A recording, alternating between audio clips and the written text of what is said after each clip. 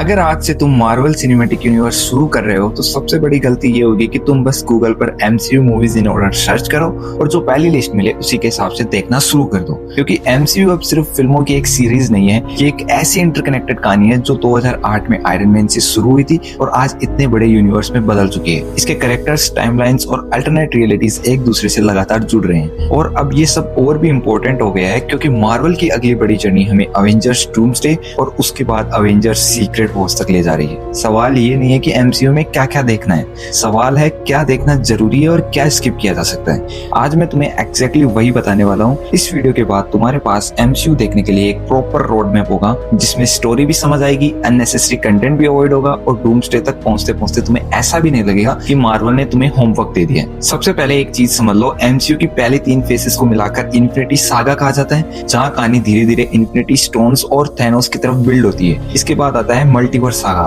और यहीं से एमसीयू थोड़ा कॉम्प्लिकेटेड होना शुरू होता है। इसीलिए अगर तुमने अभी तक एमसीयू को प्रॉपर्ली नहीं देखा है तो मेरी सबसे स्ट्रॉन्ग रिकमेंडेशन है रिलीज ऑर्डर फॉलो करो, क्रोनोलॉजिकल ऑर्डर नहीं। क्यों?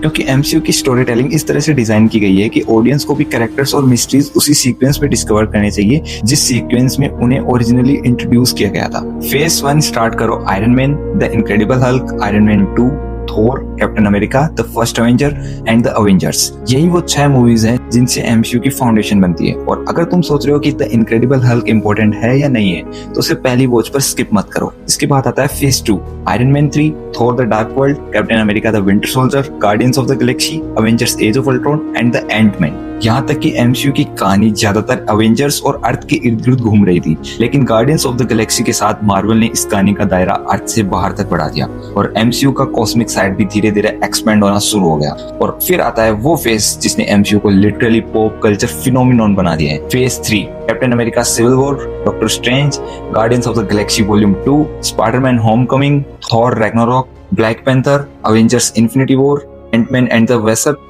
Captain Marvel, Avengers Endgame और स्पाइडरमैन फार फ्रॉम होम।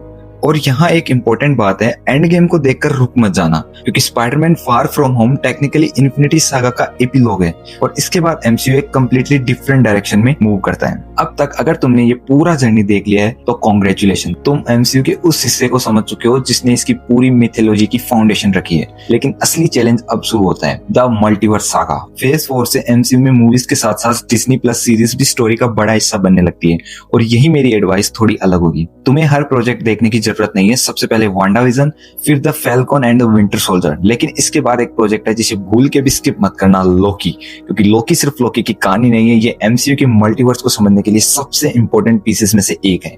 इसके बाद तुम्हारी प्रायोरिटी होनी चाहिए Shang Chi, Eternals, Spiderman no way home, doctor Strange in the multiverse of madness, black panther Wakanda forever. और अगर तुम स्पाइडरमैन के फैन हो तो नो वे होम से पहले पुरानी स्पाइडरमैन मूवीज भी देखना वर्थ इट है क्योंकि मूवी का इमोशनल इंपैक्ट तभी ज्यादा हिट करेगा। इसके बाद Antman and the wasp quantumania, guardians of the Galaxy volume 3 and Loki season 2। अगर मल्टीवर्स सागा को एक पजल समझो तो लोकी के दोनों सीजन उस पजल के बड़े पीसेस हैं। अब आते हैं उन प्रोजेक्ट्स पर जिन्हें तुम अपनी प्रायोरिटी के हिसाब से छोड़ सकते हो। व्हाट इफ इंटरेस्टिंग है लेकिन एमसीयू जाने के लिए मैंडेटरी नहीं है। होकाई, मून नाइट, सी हल्क, सीक्रेट इन्वेंशन, इनका अपना वैल्यू है, लेकिन अगर तुम्हारा प्राइमरी गोल सिर्फ डूम्सडे और सीक्रेट वॉर्स की प्रिपरेशन है तो इनकी प्रायोरिटी नीचे रख सकते हो। वेयरवुल्फ बाय नाइट और गार्डियंस हॉलिडे स्पेशल भी ऑप्शनल है, लेकिन कुछ प्रोजेक्ट्स ऐसे हैं जिन्हें स्किप करना फ्यूचर में कंफ्यूजन क्रिएट कर सकता है। इसलिए डेडपूल एंड वुल्वरीन को जरूर देखना क्योंकि यहाँ एमसीयू की मल्टीवर्स स्टोरी अल्टरनेट यूनिवर्स की बात नहीं करती बल्कि पुराने मार्वल सिनेमैटिक वर्ल्ड्स को भी अपने साथ जोड़ना शुरू करती है। और फिर captain America, brave new world, Thunderbolts, the fantastic four first step, in projects को इग्नोर करना अब सही स्ट्रेटेजी नहीं होगी,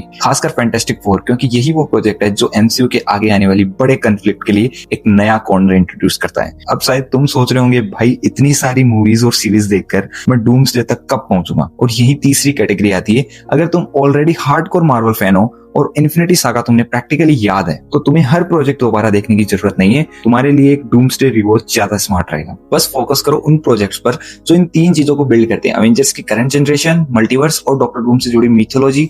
और अगर आज तुम एमसीयू शुरू कर रहे हो तो मेरी फाइनल रोड मैप सिंपल है। New viewers, release order. Casual Marvel fan, पहले इन्फिनिटी सागा कंप्लीट करो, फिर मल्टीवर्स सागा के एसेंशियल प्रोजेक्ट्स पर फोकस करो। हार्डकोर फैन, क्रोनोलॉजिकल रिवॉच और टारगेटेड डूम्सडे प्रिपरेशन। और एक चीज याद रखना, एमसीयू को सिर्फ मूवीज की चेकलिस्ट की तरह मत देखो क्योंकि मार्वल की असली मजेदार चीजें ये नहीं है कि अगली मूवी कौन सी है, असली मजा तब आता है जब कोई 2012 की छोटी सी डिटेल 10 साल बाद किसी दूसरी मूवी में सडनली इंपॉर्टेंट हो जाती है।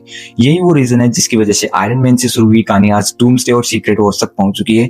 इसीलिए अगली बार जब कोई बोले भाई मार्वल देखना शुरू करना है लेकिन समझ नहीं आ रहा कहां से शुरू करूं, तो उससे बस इतना कहना है कि आयरन मैन से शुरू कर और इस बार पूरा यूनिवर्स देखना। अगर तुम चाहते हो कि मैं एमसीयू की हर मूवी और सीरीज को शॉर्ट और सिंपल तरीके से एक्सप्लेन करूं ताकि पूरी कहानी समझने के लिए हर मूवी दोबारा देखने की जरूरत ना पड़े, तो कमेंट में एमसीयू लिख देना। अगर इनफ कमेंट्स आए तो मैं इस पूरी जर्नी को एक एक प्रोजेक्ट करके शुरू करूंगा।